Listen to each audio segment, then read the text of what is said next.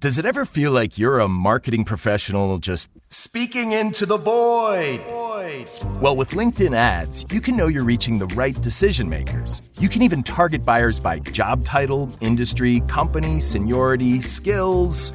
Wait, did I say job title yet?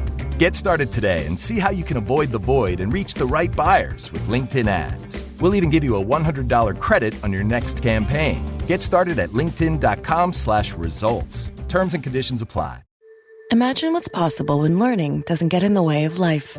At Capella University, our game-changing FlexPath learning format lets you set your own deadlines so you can learn at a time and pace that works for you. It's an education you can tailor to your schedule. That means you don't have to put your life on hold to pursue your professional goals. Instead, enjoy learning your way and earn your degree without missing a beat. A different future is closer than you think with Capella University. Learn more at capella.edu. Welcome to the A World of Difference podcast. I'm Lori Adams Brown, and this is a podcast for those who are different and want to make a difference. All right, listen up, because this could change your life. If you've been feeling overwhelmed, stuck, or just not yourself lately, I need you to hear this. You don't have to go through it alone. Life is hard. Career pivots, relationships, stress, big decisions. It's a lot. And let's be real. Sometimes your best friend or your journal just isn't enough. That's where BetterHelp comes in. BetterHelp is online therapy that actually works for your life. No awkward waiting rooms, no commute, just licensed professional support from the comfort of your own home on your schedule. Whether you need help processing a big change, setting boundaries, or just getting unstuck, you'll be matched with a therapist that fits your needs. Here's the best part. As a listener of A World of Difference, you get 10% off your first month. Just head over to www.betterhelp.com/difference. That's www.betterhelp.com/difference to get started today.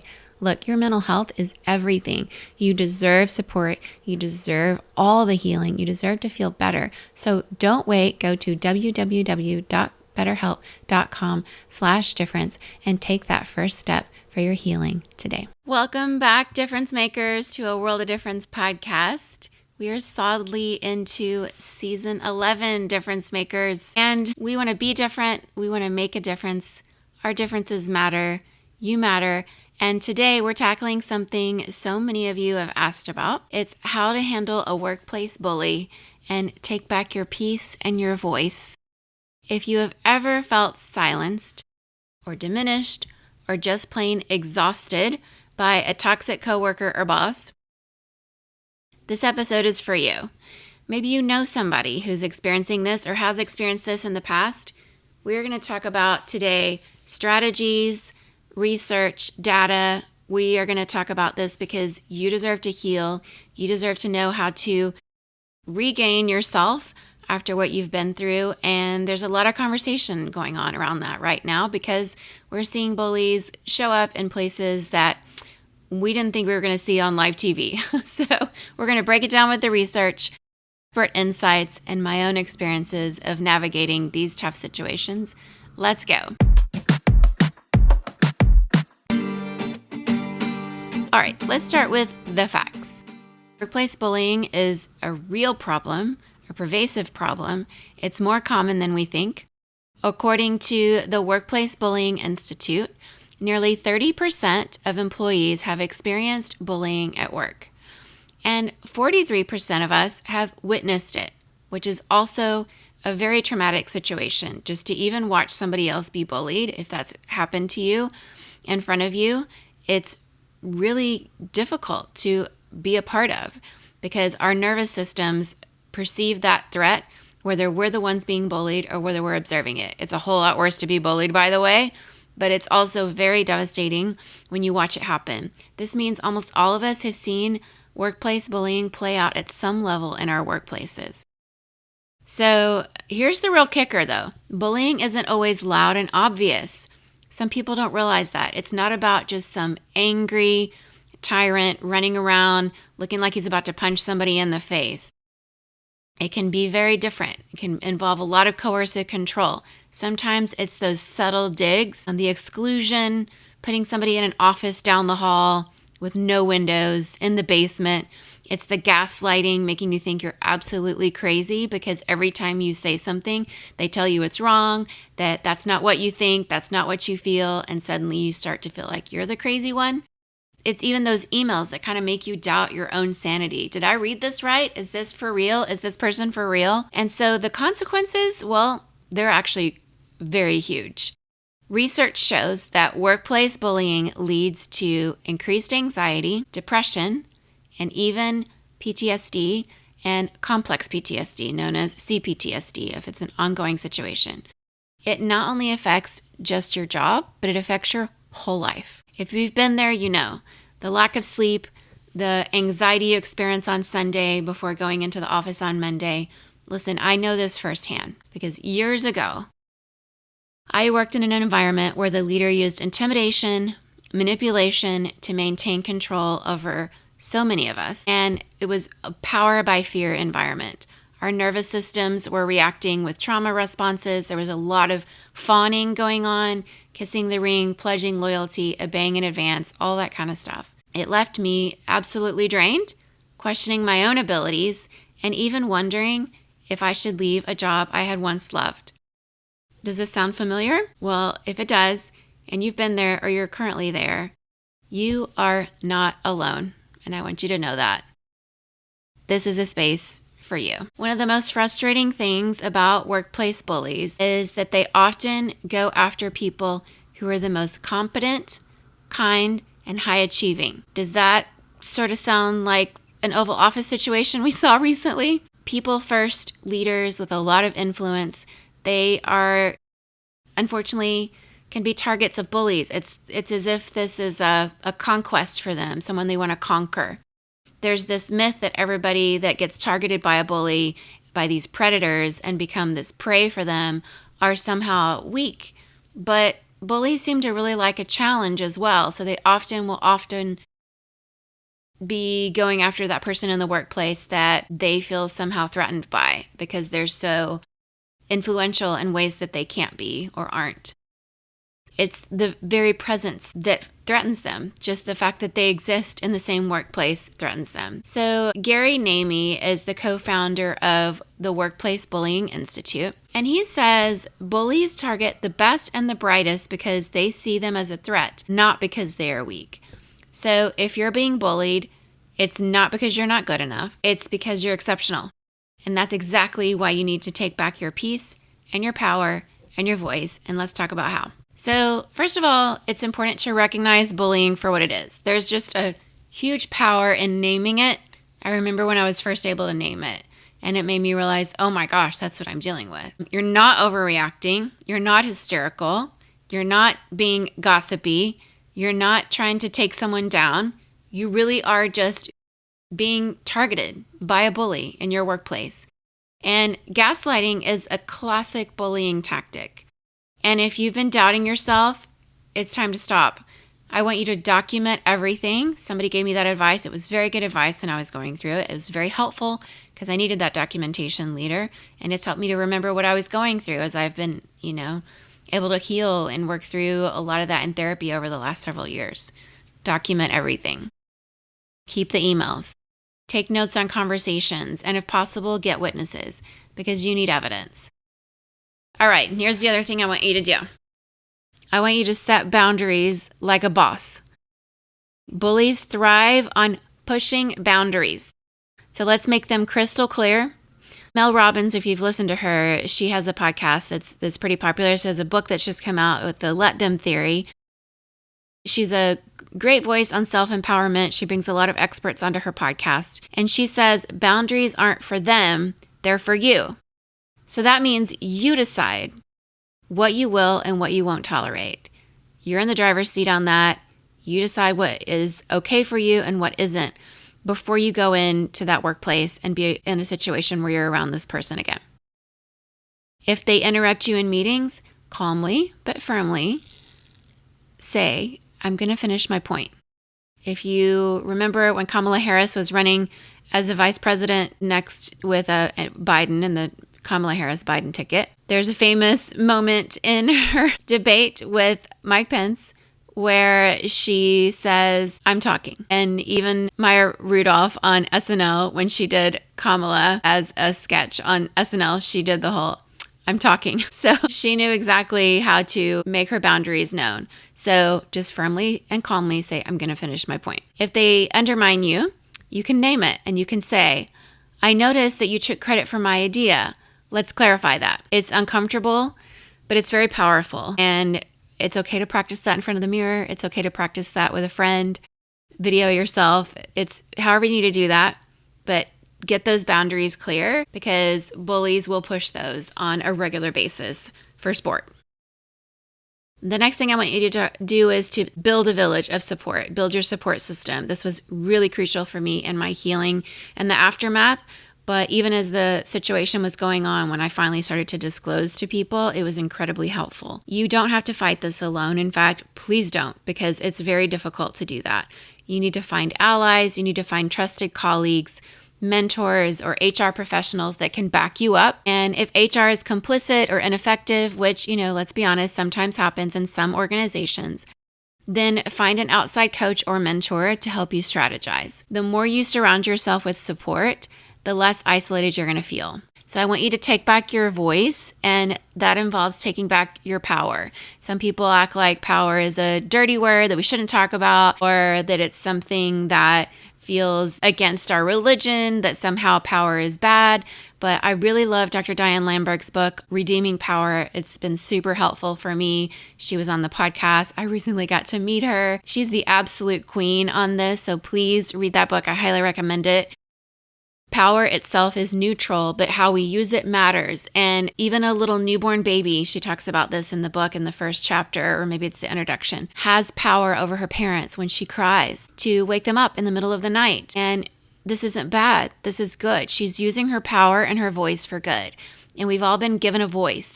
That's part of being human, is to have a voice. And even with technologies, that people who don't have this exact ability, they can use words through different technologies to communicate to us. Even people on the autism spectrum, when we find out what they have to say, if they're nonverbal, their voice is powerful. It's part of their power. And this is so good so that we can communicate. But bullies love to steal our voices. They love to make us question how we talk, when we talk, to tone police us, all of those kinds of things. So taking your voice back involves taking your power back, and that might be legal if necessary. So let's be real. In some situations, they might require legal intervention. According to Dr. Leah P. Hollis, who's the author of Bully in the Ivory Tower, bullying often escalates when there are no consequences. So if you've documented everything and HR is unresponsive, you can consult an employment lawyer. Thank God for them. I know several that I met in the aftermath of my situation just casually, and I have so much respect for employment lawyers. They really are helping people to feel safe at work and set consequences for accountability for those bullies, because without them, they will be repeat offenders in almost every situation. So boundaries, consequences are absolutely necessary to stop them and to stop them from hurting others. And as we know, and I've mentioned, this isn't just affecting your work, it's affecting your life, your sleep, your well-being. Cortisol is running through your system. It's not good for you. There are people walking through this who can barely get out of bed, and I had moments like that in the aftermath. So sometimes just knowing your rights changes everything. Look up your country where you live, the state where you're in, and find out what your rights are. They should be posted in your workplace if you're in the United States, but some places don't, even in California, which is not okay and very against the law. So healing and moving forward. Let's not skip this part. This is very, very important because you can't control what happened to you, but I want you in the driver's seat of what it means to heal, and that you deserve all the healing from this, because you can't help that you were in the wrong place at the wrong time, but you can be in the driver's seat of taking charge of pursuing healing for yourself, because you absolutely deserve to heal and move forward. The goal here isn't just to survive workplace bullying, it's to reclaim your peace, your confidence, and your joy. You absolutely deserve all of that. That means taking care of your mental health. Therapy is a crucial part of healing. You wouldn't be able to control if somebody stepped on your foot at work and broke your toe, but hopefully you will get medical attention and you will pursue healing for yourself, and you will help that toe get better so you can walk again and be okay and not hurt. So part of that means taking care of yourself and your mental health as well as your physical health, because all of those get affected with workplace bullying. Therapy is a very crucial part of healing. I highly recommend it. It's been super helpful for me. That's been a real key to me being able to move on and still working through some things, but because it takes time. Injuries of this nature take a really long time, just like it would if you were in a body cast and you needed to learn to walk again. All of those things take time, and you get specialists in the types of therapies that you need: physical therapy, occupational therapy, whatever you would need after a physical accident like that. Then taking care of your neurological system and your mental health, your brain, and all of that affects your whole body. So evidence-based therapies that are really helpful. Of course, a lot of us have heard of cognitive behavioral therapy, CBT. It helps really reframe those negative thought patterns that can come into us from gaslighting and all the crazy making parts of it from bullies who have broken us down on the inside. Helps us to rebuild our confidence by, I call it kind of reverse gaslighting. I had a therapist do this with me. Absolutely helped in so many ways. There's also EMDR. That stands for eye movement desensitization and reprocessing. And it's basically using bilateral movements, whether it's tapping with butterfly on left and right shoulders, using these little buzzies that you hold. There's various ways, but EMDR has been super helpful for me for a mobbing meeting that I had with two of the most senior or powerful men in the workplace where I was at, a founder and leader of the whole organization, and then sort of this second guy in charge situation. And that mobbing meeting really, it messed me up for a while in the moment and then in the aftermath. So EMDR was really helpful for me to process that and put myself in my mind back in that place. And the EMDR really helps process these traumatic memories in a way that helps you not feel re-triggered when you talk about them, and they don't seem to reside in your body in the same way, because trauma rewires our brain. And so what bullies are doing is they are affecting our brain and our whole neurological system and damaging it. And so unfortunately, they're not helping us fix it in almost every case.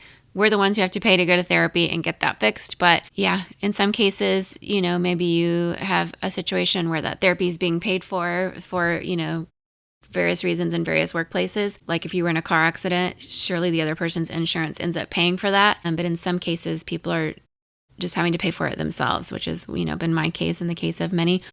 But if you have those resources, and in some cases, there can be funds available for people to get therapy in certain workplaces. So I encourage you to find whatever it takes to get that healing for yourself. And EMDR has been helpful to many people who have PTSD-like symptoms. I was diagnosed with CPTSD in the aftermath of my workplace situation because it was an ongoing complex nature with multiple situations and multiple meetings over a long period of time. And so EMDR can be helpful for like a particular meeting, but it also can help all the other things that get connected to that with the other memories as well. So it's really useful for processing traumatic work experiences, especially if bullying has led to those PTSD-like symptoms and CPTSD. Somatic therapy addresses how bullying-related stress is stored in the body. It really does get stored in your body. Like the neurological system is our entire body. And so somatic therapy has been game changer for me. Absolutely. My life changed at the moment I started doing this kind of therapy.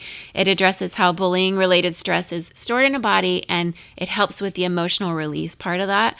The body indeed keeps the score. I read that book in the process and really got involved in a therapy that's a somatic therapy called DBT, dialectical behavior therapy, which involves a lot of mindfulness and making a list of things that make your body feel good and feel safe, because the lack of psychological safety means that if we ground ourselves and we find ourselves in the here and now, our body doesn't think it's in the past, and that we try to remind our body that we're here and this is now and we're safe and it's okay, and because the body thinks it's in the past. And so that's why the somatic therapy is so important in this kind of trauma.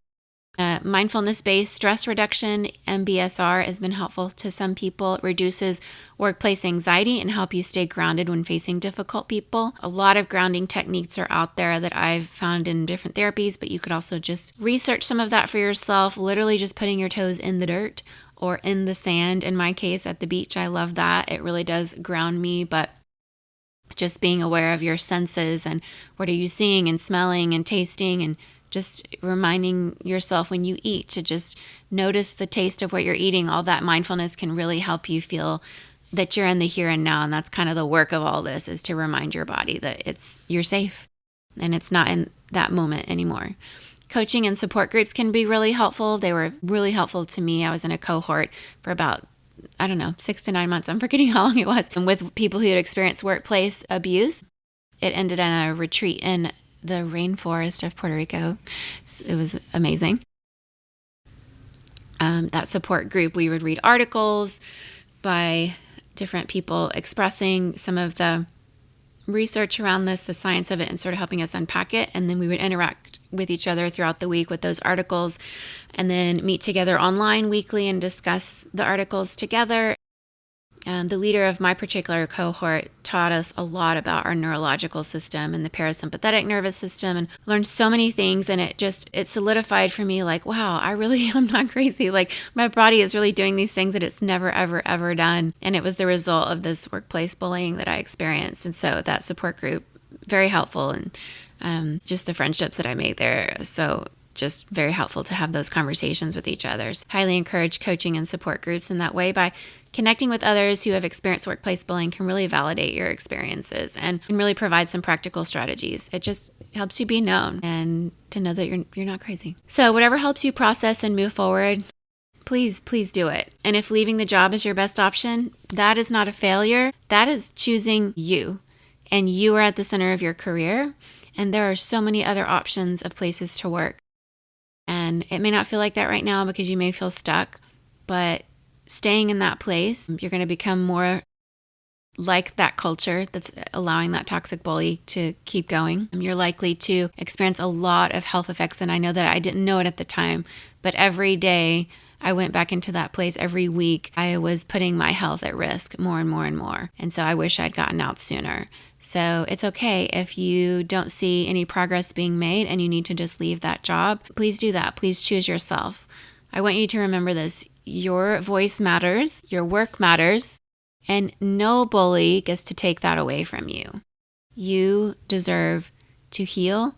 You deserve to do good work in this world. And you deserve for your voice to be freely shared and heard by others, and believed that this is real and that you've gone through this. That's it for today's episode, but I want to hear from you. So have you dealt with a workplace bully? We're doing this episode because I know several of you listening have reached out about that. You've met me in person at different conferences and shared your stories with me. If there are more of you who want to share about your experience, please reach out. I'd love to know how you handled it, how you're handling it, how it's going. You can DM me on Instagram or drop a comment on our A World of Difference podcast website. You can also find me on Substack, where I'm talking a lot about workplace bullying there. I did a Substack live recently about the experience of being in a workplace bullying situation and the parallels I saw with what happened in the Oval Office. And so if you want to just find me on Substack or Blue Sky, I'm not in a lot of the places where I used to be. No more on Twitter ever since Elon really used that platform to help get Trump elected. I'm not over there anymore, but I'm in some other spaces, so you can find me there. And if this episode helped you, I'd love for you to share it with somebody who needs to hear it, that may be walking through this right now or has in the past. Find that friend and share it with them, and then share stories with each other so that you can be a part of helping each other heal and walk through this. And let's keep lifting each other up. Everywhere around the world, wherever you are, keep being difference makers. I'm sending you so much love today and healing, and just to know that your voice matters and you're going to get through this. Bye. Hey friend, let's talk. If you've been feeling stuck, uninspired, or just plain over it in your career, this is your wake-up call. It's time to stop waiting for that right moment and start making moves, because no one is coming to rescue you. If you want to check out the Mastering the Career Pivot, my brand new masterclass is designed to help you take control of your career, pivot with confidence, and land a job you actually love. This isn't some fluffy follow your dreams nonsense. This is real strategy to get unstuck and take action now, right now. Here's what you get. 1 hour of video training with me, breaking down the exact steps you need to take.